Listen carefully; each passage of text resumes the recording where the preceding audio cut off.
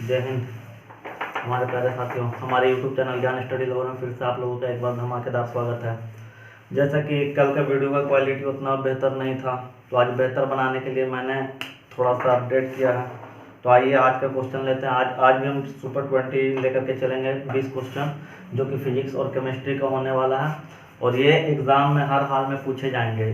जैसा कि आप लोग का पेपर 15 तारीख से है, तो आइए आज हम 20 क्वेश्चन देखते हैं। और कल का जो मेरा वीडियो आएगा वो बायोलॉजी का आएगा।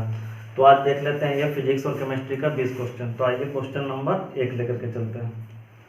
ठीक है, तो पहला जो क्वेश्चन है आप लोग का, किस दर्पण में प्रतिबिंब सदैव सीधा बनता है? तो कौन सा दर्पण है जिसमें प्रतिबिंब हमेशा सीधा बनेगा? तो वो हो जाएगा समतल दर्पण और उत्तल दर्पण। कौन सा दर्पण? समतल और उत्तल दर्पण। ध्यान में रखेंगे, अवतल रहेगा तो अवतल में क्या हो जाएगा? अपोजिट बनेगा, ठीक है ना, उल्टा बनेगा। इसमें हमेशा सीधा बनेगा समतल और उत्तल में। क्वेश्चन सेकंड लेते हैं, किसी चालक के अंदर या किसी चालक में धारा का प्रवाह होता है। तो ये धारा का जो प्रवाह होता है ना, किस पे निर्भर करता है? तो ये इलेक्ट्रॉन के द्वारा होता है। किसके द्वारा? इलेक्ट्रॉन के द्वारा। क्वेश्चन नंबर 3 है, कांच का अपवर्तनांक अधिकतम होता है। किस रंग के लिए कांच का अपवर्तनांक अधिकतम होता है? तो ये बैगनी रंग के लिए हो जाएगा। किसके लिए? बैगनी रंग के लिए कांच का अपवर्तनांक सबसे अधिक होगा, क्योंकि बैगनी रंग जो है ना, अपने पथ से सबसे अधिक विचलित भी बैगनी ही रंग होती है। नेक्स्ट क्वेश्चन करेंगे, आसमान का रंग नीला दिखाई पड़ता है। तो आसमान का जो रंग नीला दिखाई पड़ता है ना, वो स्कैटरिंग ऑफ लाइट, बोले तो प्रकाश के प्रकीर्णन के कारण। किस घटना के कारण? प्रकाश के प्रकीर्णन के कारण। और ये प्रकाश के प्रकीर्णन का खोज सीवी रमन के द्वारा 28 फरवरी 1928 ईस्वी को किया गया था। इसी खुशी में 28 फरवरी को राष्ट्रीय विज्ञान दिवस मनाया जाता है। इस खोज के लिए सीवी रमन को 1930 ईस्वी में नोबेल पुरस्कार भी दिया गया था। नेक्स्ट क्वेश्चन चलेंगे, विद्युत हीटर का तार बना होता है। तो विद्युत हीटर जो कि घर में जो हीटर प्रयोग करते हैं, लाइट से जो चलता है, जिस पर खाना बनाया जाता है, तो उसके जो हीटर के अंदर जो तार बना होता है वो किसका बना होता है? नाइक्रोम का बना होता है। लेकिन सरकार ने अब इस पर बैन लगा दिया। क्यों बैन लगा दिया? क्योंकि ये जो है ना बहुत वाट का होता था और लोग इसे चोरी से जलाते थे, तो इस पर सरकार ने बैन लगा दिया। मार्केट में इसे खुलेआम नहीं बेच सकते हैं। नेक्स्ट क्वेश्चन जो है, नाइक्रोम, विद्युत हीटर का तार किसका बना होता है? तो ये नाइक्रोम का बना होता है। इसी तरह से एक क्वेश्चन ये भी आपसे पूछा जाएगा एग्जाम में कि विद्युत के बल्ब के अंदर जो फिलामेंट बना होता है वो किस धातु का बना होता है? तो जो बना होता है ना, वो टंगस्टन का बना होता है। किस धातु का बना होता है? टंगस्टन का बना होता है। और टंगस्टन का इसलिए बना होता है क्योंकि इसका गलनांक बहुत उच्च होता है। इसका गलनांक लगभग 3400 डिग्री सेल्सियस के आसपास होता है, ठीक है ना। तो ये भी ध्यान में रखना, सबसे अधिक ताप पे गलने वाला ये धातु हो जाएगा, टंगस्टन हो जाएगा। और विद्युत बल्ब का जो फिलामेंट होता है वो टंगस्टन का ही बना होता है। नेक्स्ट क्वेश्चन है, विद्युत आवेश का ऐसा ही मात्रक होता है। तो विद्युत आवेश का ऐसा ही मात्रक क्या होता है? कूलम होता है। यही विद्युत धारिता रहता है।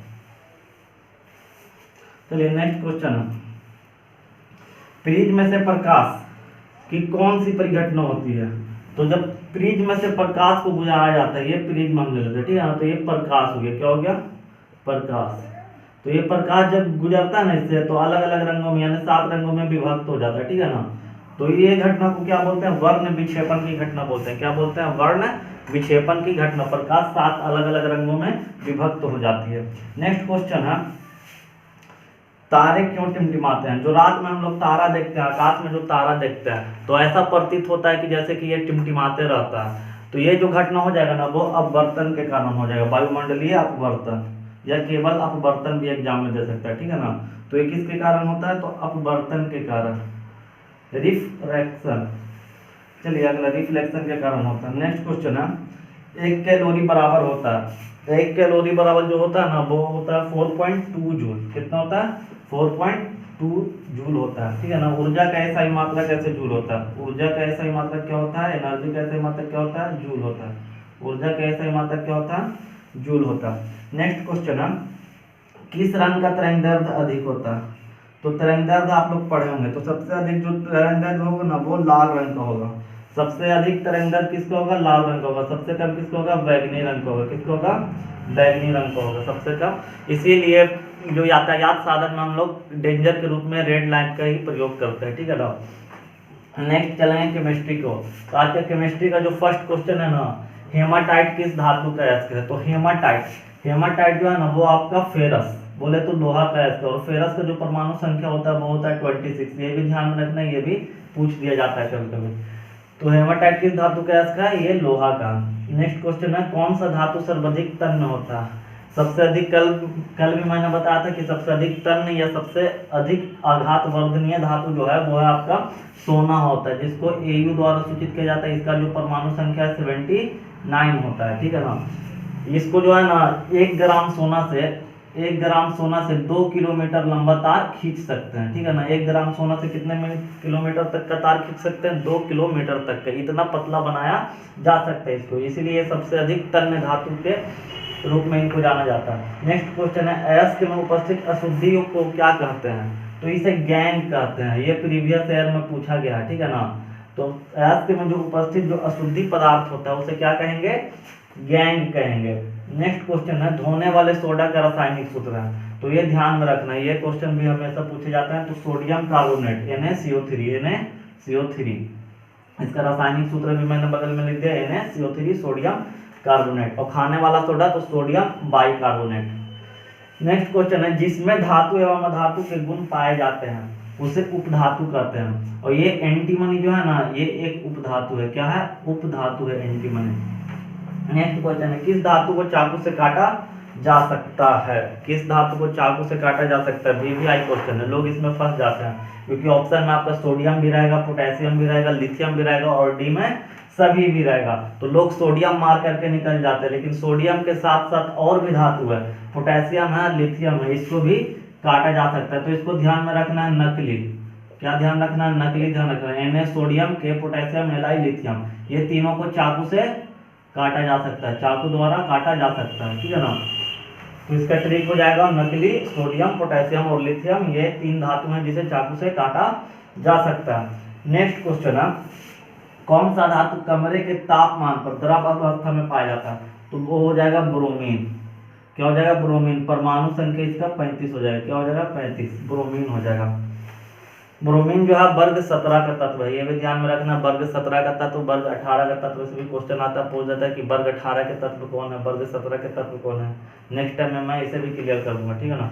तो ये ब्रोमीन हो जाएगा आपका, जो कि कमरे के तापमान पे, ये ऐसा धातु है जो कमरे के तापमान पे द्रव अवस्था में रहता है। उसी प्रकार से एक आपका पारा भी है, तो वो धातु हो जाएगा। कौन सा धातु है जो कमरे के तापमान पर द्रव अवस्था में रहता है? तो वो पारा हो जाएगा। तो धातु और अधातु क्वेश्चन में देख लीजिएगा, ठीक है ना।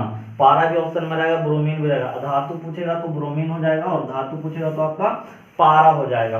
नेक्स्ट क्वेश्चन है, कौन सा अधातु विद्युत का सुचालक होता है? तो ये ग्रेफाइट हो जाएगा, ग्रेफाइट। ये तो है अधातु, ठीक है ना, विद्युत का सुचालक होता है। ग्रेफाइट आपका रहेगा पेंसिल का नोक में, जो हम लोग पेंसिल लिखने वाला जो पेंसिल यूज करते हैं तो उसका जो नोक में है ना ग्रेफाइट ही रहता है, तो उसमें धारा प्रवाहित होता है। अगर हम पेंसिल को एक सिरे के अंदर एक सिरे को हम पलक में लगाएंगे और दूसरे सिरे को जब टेस्टर से टच करेंगे तो उसमें भी करंट प्रवाहित होगा, धारा प्रवाहित होगा, इसलिए वो विद्युत का क्या हो जाएगा?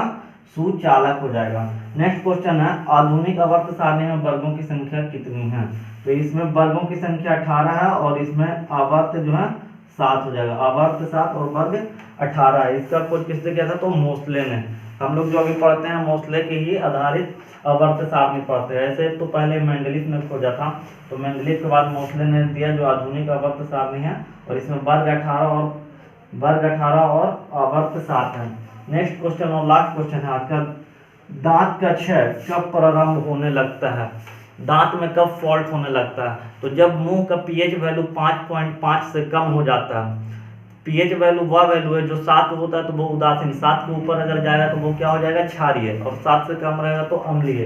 तो ऐसे भी मुंह का या लार का जो पीएच मान होता है वो 6 होता है, ठीक है ना, 6.5 होता है। तो लार का पीएच वैल्यू जो होता है 6.5 होता है। लेकिन दांत का क्षय, दांत को नुकसान कब पहुंचाएगा? जब मुंह का पीएच वैल्यू 5.5 से कम हो जाएगा, तो आपका दांत क्षय होना प्रारंभ होने लगेगा। तो आशा करता हूँ आज का वीडियो आप लोग को काफ़ी हेल्पफुल होने वाला और काफ़ी आप लोग को मज़ेदार लगा होगा, क्योंकि आज का जो क्वेश्चन था कुछ अलग था और आज का क्वालिटी भी आज थोड़ा अच्छा हो गया। तो कल मैं बायोलॉजी का सेक्शन लेकर के आऊँगा और बायोलॉजी का कल 20 क्वेश्चन कराऊँगा। तब तक के लिए मेरे वीडियो पर बने रहें, तब तक के लिए धन्यवाद। जय हिंद, जय भारत।